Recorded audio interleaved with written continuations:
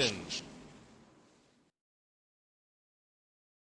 Ladies and gentlemen, boys and girls, and you suspiciously sweaty arcade enthusiasts out there, welcome to what I can only describe as the Super Bowl of circular driving. That's right, I'm talking about Daytona USA on the Sega Saturn, the game that brought speed, style, and a suspicious amount of polygonal geometry into America's living rooms. Now, I don't claim to be a racing expert. I once got lost in a mall parking lot trying to find the exit, but from what I gather, Daytona USA is a game where you drive a red car named Hornet. Yes, a car with a name. That's how you know it's serious business. Apparently, your goal is to go very fast, make a lot of left turns, and shout Daytona like you've just discovered the true meaning of life while holding a keytar. Let's talk about that opening jingle, shall we? What a lyric, poetic, mysterious. It's like if Shakespeare got drunk and wrote a jingle for a tire company. Every time I hear it, I feel like I should be wearing aviator sunglasses and eating a cheeseburger made of pure patriotism.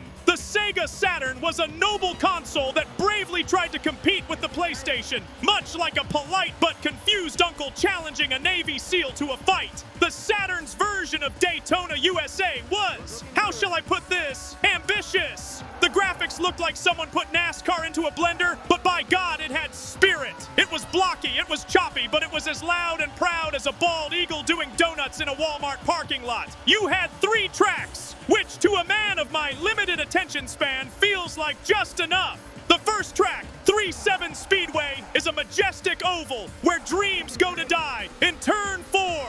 The second, Dinosaur Canyon, features a brontosaurus. Yes, a dinosaur, because apparently car racing wasn't exciting enough without prehistoric animals looking on in judgment. And the third one, Seaside Street Galaxy, sounds less like a racetrack and more like a failed jazz fusion band, but we'll allow it. The controls, from what I can tell, were a bit slippery.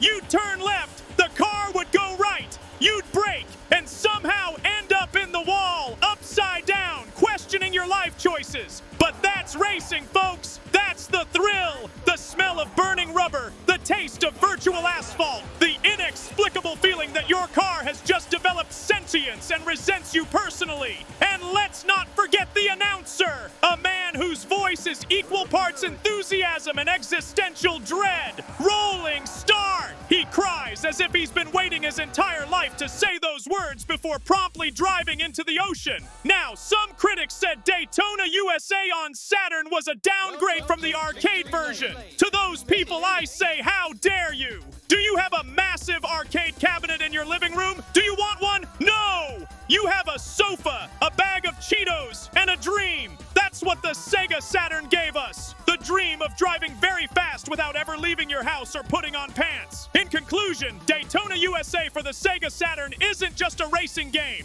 It's a way of life. It's the smell of motor oil and optimism. It's the sound of a digital choir singing the word Daytona for reasons scientists still can't explain. It's America, bottled into a disc, slightly scratched, and running at 20 frames per second. Stay classy, race fans. And remember, when life gives you corners, turn left.